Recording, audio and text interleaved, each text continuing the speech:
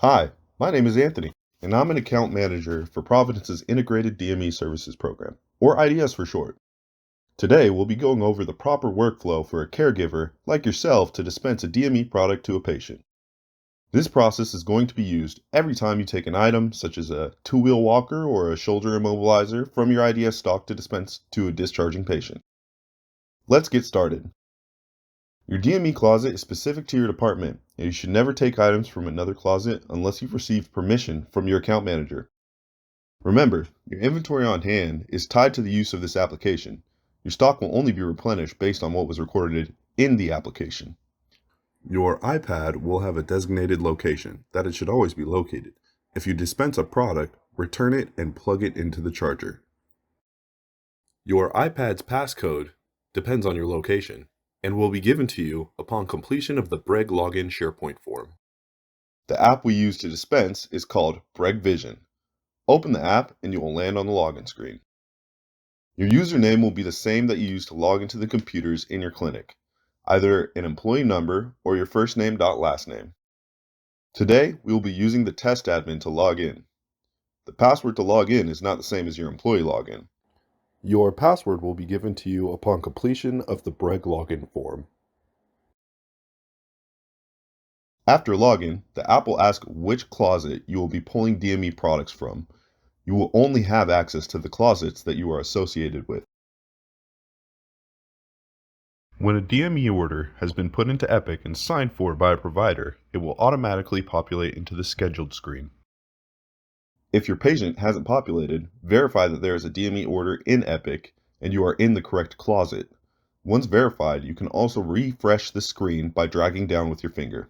If you are a rehab department and need to dispense DME to a patient whose order was placed greater than 24 hours ago, please click on the date range header to expand the patient schedule screen to include orders placed within the past 7 days.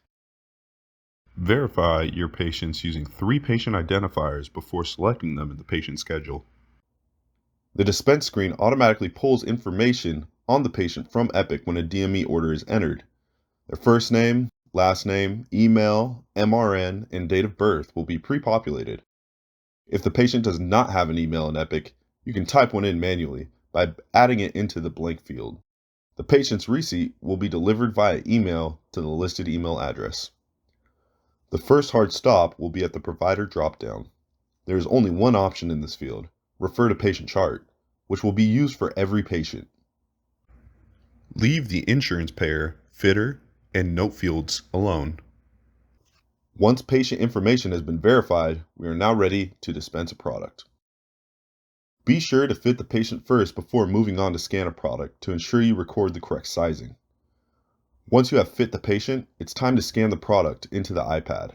Select the Scan option under Products for the patient. Here, you will use the iPad's camera to scan the barcode by lighting it up into the brackets and tapping the screen to scan.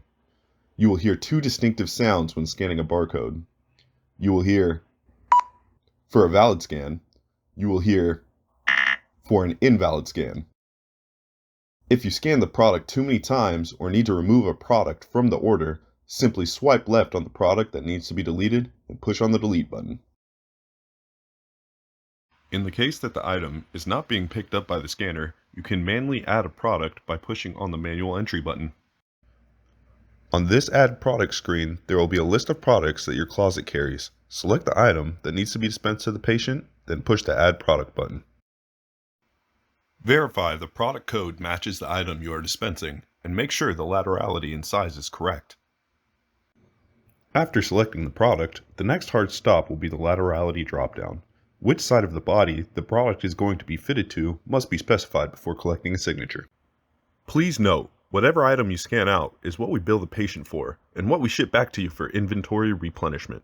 It's critical you select or scan the product you give to the patient. Once a product is attached to the order, you can now collect a signature. Here, the patient is consenting to insurance billing.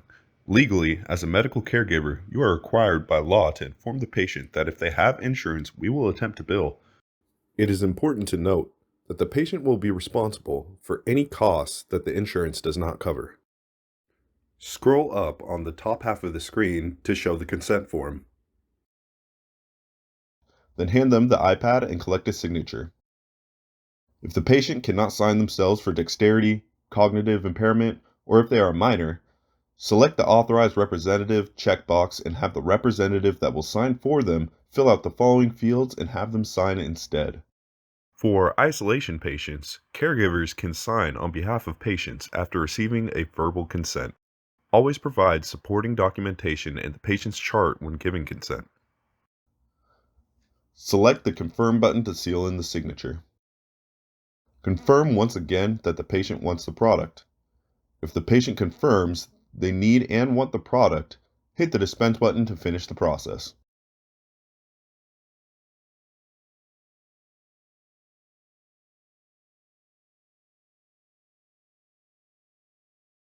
In the rare instance that the patient refuses the product, you will hit the Cancel button in the top right corner of the screen.